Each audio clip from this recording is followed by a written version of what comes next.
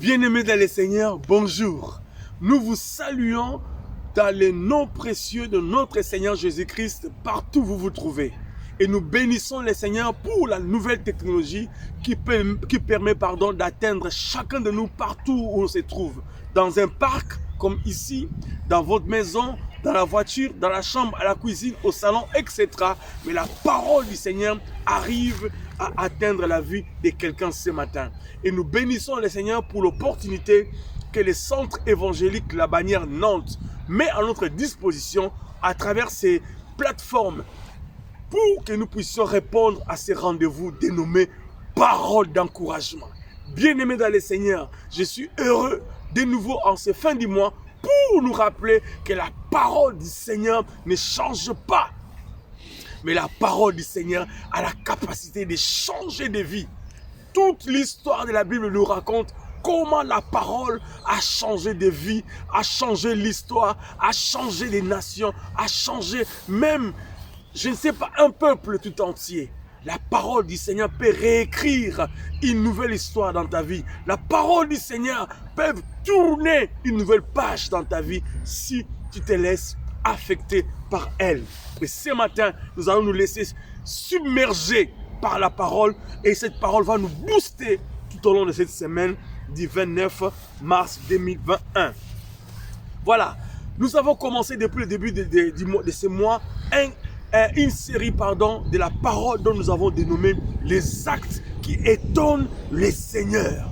Nous avons vu des personnages bibliques qui ont posé des actes, femmes comme hommes, qui ont étonné les seigneurs, des actes qui ont captivé l'attention du Seigneur et ils ont pu arracher de la bouche du maître une parole de guérison, une parole de changement, une parole qui a transformé leur vie. Et ce matin, bien-aimé dans le Seigneur, si tu poses aussi un acte à travers ta vie de foi, à travers ta vie de consécration, à travers ta vie de marche avec le Seigneur, Dieu peut faire dans ta vie quelque chose que tu ne peux imaginer. Parce que la parole appelle ce qui n'existait pas à l'existence. Alléluia! Gloire au Seigneur. Nous allons prier pour commencer notre exhortation de ce matin. Père, nous te sanctifions pour ta parole. Tu as rendu possible pour que nous puissions ensemble cogiter avec mes frères et sœurs autour de cette merveilleuse parole. Merci pour les canaux inutiles que tu t'es choisis par lesquels tu veux nous communiquer ta pensée. Permets que nous puissions ni rajouter ni retrancher à ta parole. Sanctifie ces moments, Saint-Esprit, glorifie Jésus. Glorifie Jésus à travers de sa parole. Dans le nom de Jésus, nous avons ainsi prié. Amen. Bien, nous sommes lundi 29 mars 2021 et c'est la fin du mois de mars. Bien aimés, nous avons commencé au début de ce mois une série d'enseignements dont nous avons dénommé les actes qui étonnent les seigneurs. Nous avons vu plusieurs personnes qui ont posé des actes et des actes qui ont eu par la suite gain de cause parce que Dieu s'est souvenu d'eux et il a apporté des solutions à leurs problèmes. Et ce matin, bien aimés, nous allons parler aussi de notre personnage dans la Bible qui a posé des actes qui ont étonné les seigneurs et par-dessus tout, il a obtenu gain de cause. Ce matin, nous voulons parler du centenier romain. Nous voulons parler du centenier romain. Une fois de plus, docteur Luc qui nous relate cette histoire. Nous sommes dans l'évangile de Luc au chapitre 7 à partir du premier verset. Jésus, je suis dans la version parole vivante. Jésus rempli de l'Esprit Saint revient du Jourdain et l'Esprit Saint les conduit. Excusez-moi, la Bible m'a amené ailleurs. Je suis dans un autre chapitre. C'est pas ça. Voilà. Quand Jésus a fini de dire tout cela aux gens, il entre dans la ville de Capernaum. Alléluia. Bien-aimés, nous avons vu que Jésus rentrait à Jéricho, où il sortait à Jéricho, où Bartimée a été visité, où Zachée a été visité. Et là maintenant, il retourne dans le territoire juif. Capernaum est dans la région de Galilée, dans la province de Galilée. Donc il est entré maintenant dans son territoire. donc chez eux. Verset 2, là il y avait un officier, donc à Capernaum, un officier de l'armée romaine. Cet officier a un serviteur très malade qui est mourant et il l'aime beaucoup. Dans d'autres versions, ils disent c'était l'esclave de cet officier. Et ils disent dans cette version, c'est un centenier romain. Le centenier romain, c'est une autorité des militaires de l'armée romaine qui avait la possibilité de gérer une centaine des hommes sous ses ordres. Et cet homme avait un esclave. Bien aimé dans le Seigneur, c'est ça, ça m'a déjà tiqué. Comment cet homme peut-il avoir aussi autant de considération pour son esclave? Nous allons avancer. Verset 3, quand l'officier entend parler de Jésus, il envoie quelques anciens des Juifs pour lui demander « Viens sauver mon serviteur ». Bien-aimé dans le Seigneur, tout commence par le fait que cet officier a entendu parler de Jésus. La Bible dit, bien-aimé dans le Seigneur, dans le livre des Romains, la foi vient de ce qu'on entend et ce qu'on entend est la parole du Seigneur. Qu'est-ce que vous vous laissez influencer chaque fois? Qu'est-ce que vous laissez vos oreilles entendre, bien-aimés? Parce que les oreilles sont le sexe féminin des miracles. Parce qu'il reçoit. Et la bouche est le sexe masculin du miracle. Parce qu'il prononce. Bien-aimés, lorsque nous entendons la parole du Seigneur, c'est celle qui donne en nous la foi. Ces Romains, un gentil, une nation, un peuple qui n'était pas élu, mais il a entendu et il a fait foi en cette nouvelle qui est venue à ses oreilles de la part du Seigneur. Alors il a résolu, c'est ce que nous avons vu et nous voyons maintenant au verset 4, il a résolu de décider de demander aux anciens, dont une catégorie de juifs élevés dans la société qui étaient favorablement à son égard, c'est ce que nous allons essayer de comprendre. Il leur a demandé de pouvoir aller consulter Jésus pour demander sa faveur à l'égard de son serviteur ou de son esclave. Et au verset 4, la Bible dit, les anciens arrivèrent auprès de Jésus et ils supplièrent en disant, cet homme mérite que tu fasses cela pour lui. Bien-aimé dans le Seigneur, les Juifs vont défendre un Romain. Ici, pour notre culture biblique, Israël était sous occupation romaine. Raison pour laquelle l'armée romaine dirigeait le pays de la Palestine et aussi il mettait des autorités des nationalités romaines dirigeaient le peuple d'Israël. D'où vient-il alors, vous qui êtes juifs, pouvoir accepter de collaborer avec ces Romains? C'est déjà des informations qui peuvent déjà attirer notre attention. La Bible dit, ces anciens, ce n'étaient pas aussi des juifs ordinaires, c'était les anciens des juifs. Ils ont résolu d'écouter ces Romains et d'aller supplier. La Bible dit ceci. Ils ont dit, dans notre version, nous sommes au verset 4, les anciens arrivent auprès de Jésus et ils les supplient en disant, donc ils ont fait des supplications, ils ont prié Jésus de pouvoir agir à l'égard de ces serviteurs qui étaient malades. Bien-aimés dans le Seigneur, donc nous voyons déjà ici l'exercice qu'ils ont fait pour rendre service à ces centeniers romains. Et c'est extraordinaire. Extraordinaire.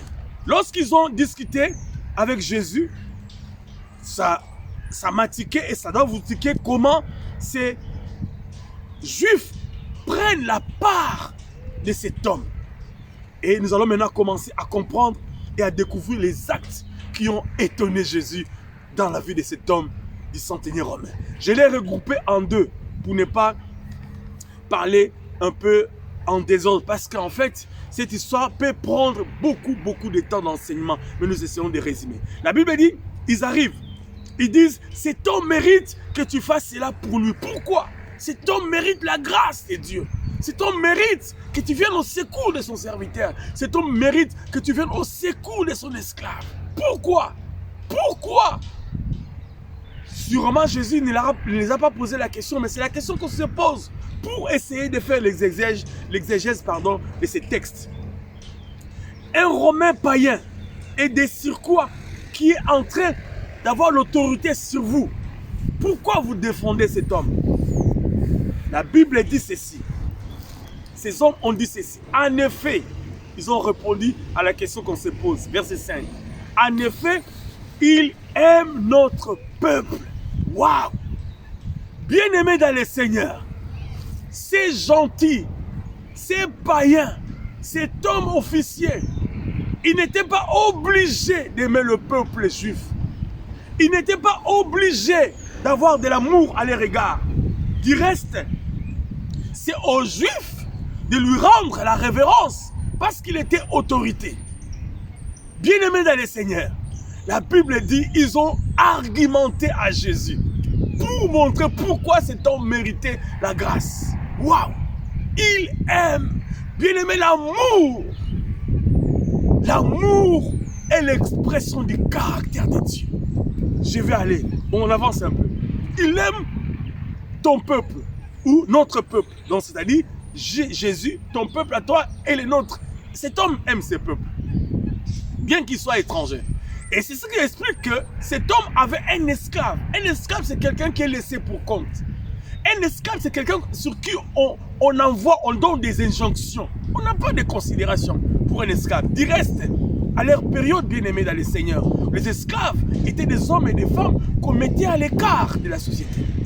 Mais lui, il avait la considération pour son esclave, au point de pouvoir organiser ses voyages pour que les hommes aillent supplier Jésus pour que Jésus vienne au secours de son esclave.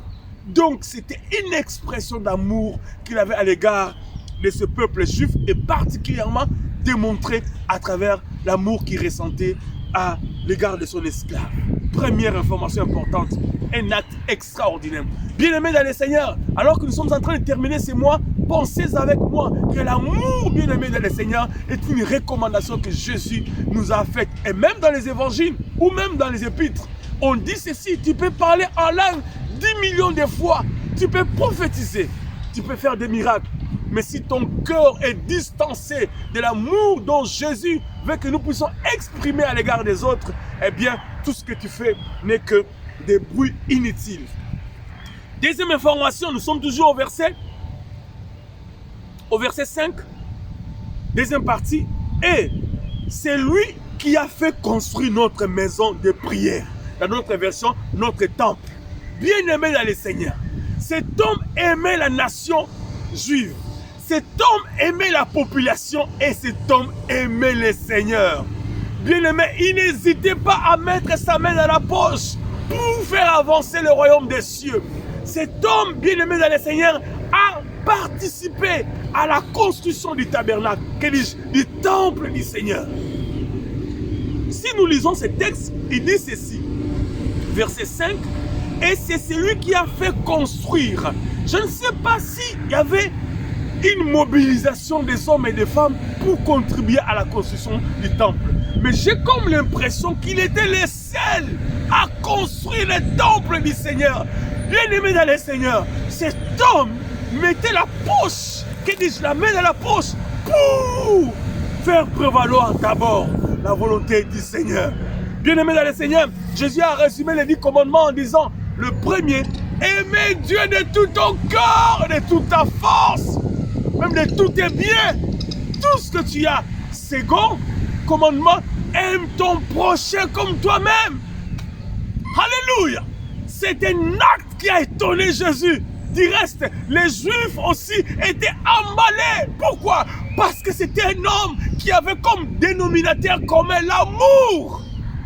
Il ne regardait pas sa position sociale ou sa situation politique ou la force qu'il avait, mais il manifestait l'amour qui est le caractère de Dieu. Bien-aimé dans le Seigneur, reconsidère ta vie, reconsidérons nos vies. Avons-nous de l'amour les uns les autres? Avons-nous de l'amour pour l'œuvre du Seigneur? sommes nous des hommes et des femmes qui participons à l'avancement du royaume des cieux, tant financier, physique, matériel, etc. Cet homme a posé ses taxes. Premier acte dont je résumais, c'était dénominateur commun dans cet homme, l'amour. La Bible dit maintenant au verset 6, alors Jésus va avec les anciens. Donc cet élément-là a convaincu Jésus. Jésus a déclenché le processus des miracles pour aller vers cet homme. Alors qu'ils ont commencé à voyager, la Bible dit, partie B, du verset 6, il est presque arrivé à la maison. À ce moment-là, l'officier envoie des amis pour lui dire, Seigneur, ne te dérange pas, je ne suis pas digne que tu entres chez moi. Bien-aimé, cet homme voit venir Jésus, sûrement de loin. Donc nous voyons déjà ici pourquoi il est resté à la maison. Nous allons comprendre. Il n'a pas envoyé les anciens par orgueil. Nous allons les découvrir tout à l'heure. Jésus arrive tout près de sa maison. Il envoie notre personne et notre groupe, des amis, pour leur dire, allez dire à Jésus, de ne même pas venir dans ma maison. Mais Seigneur, qu'est-ce qui se passe dans ce texte extraordinaire? Voilà la raison. Il dit, pour lui dire, Seigneur, ne te dérange pas, je ne suis pas digne que tu entres chez moi. Waouh! Ces païens reconnaissent la seigneurie de Jésus. Ces païens, bien-aimés, reconnaissent la divinité de Jésus. Ces païens ont de la révérence, du respect, de la crainte pour le Seigneur. Jésus n'est pas digne de venir dans ma maison. Il est officier romain. Il a un palais, un château peut-être. Une maison bien bâtie. Mais il a compris, bien-aimé dans le Seigneur, ce n'est pas l'aspect extérieur qui va attirer le Seigneur, mais sa disposition du cœur. Bien-aimé dans le Seigneur, nous n'essayons pas de pouvoir orner l'extérieur pour attirer Jésus. Ce n'est pas l'extérieur, c'est la disposition de ton cœur. Alléluia. Et la Bible dit, bien-aimé dans le Seigneur, Jésus, verset 7, il continue à expliquer, mais il dit, voilà aussi pourquoi je n'ai pas osé venir moi-même vers toi. Mais dis seulement un mot et mon serviteur sera guéri. Alléluia. Bien-aimé, le deuxième acte qu'il a posé a mis Jésus KO. Waouh.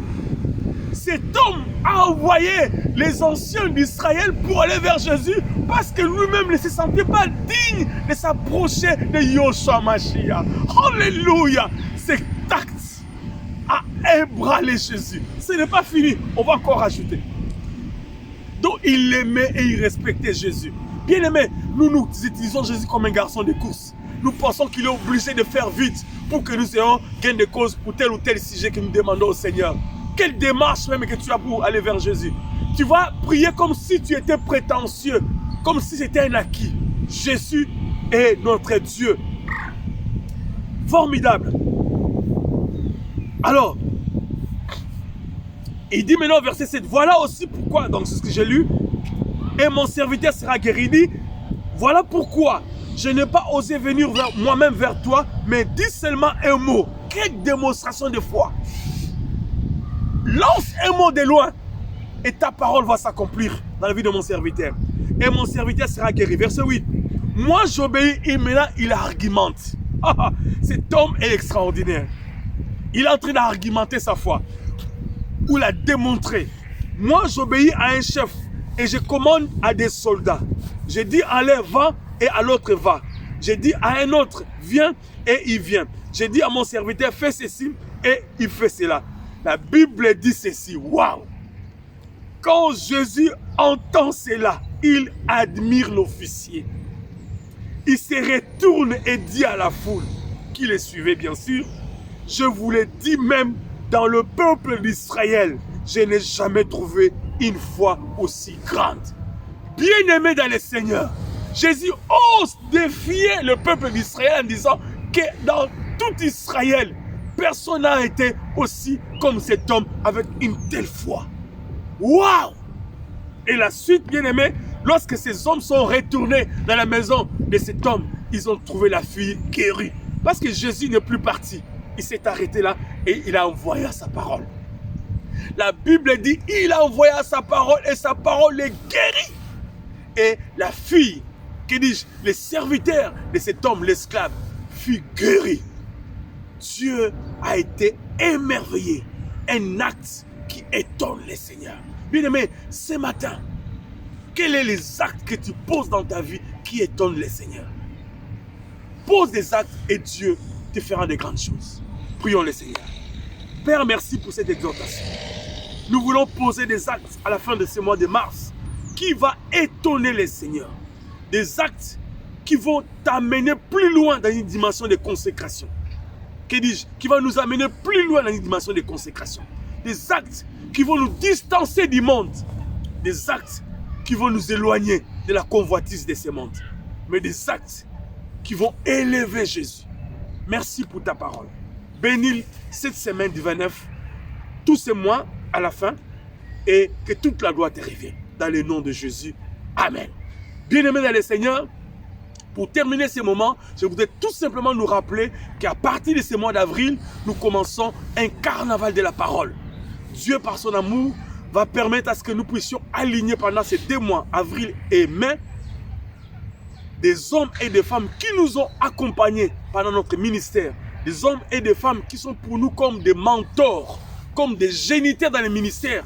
À l'exemple du couple pasteur Marcel et Cécile Bomboko, docteur, ils nous ont engendrés dans les ministères. Des hommes et des femmes qui nous ont accompagnés aussi comme des mentors, des conseillers, des pasteurs, des bergers, des grands frères.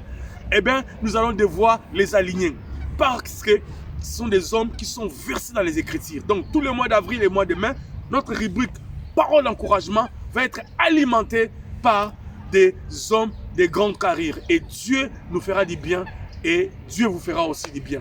Retenez cette information et préparez-vous à partir du début du mois d'avril et tous les mois de mai, nous serons bénis par ces hommes dans le nom de Jésus. Que Dieu nous bénisse. Bye!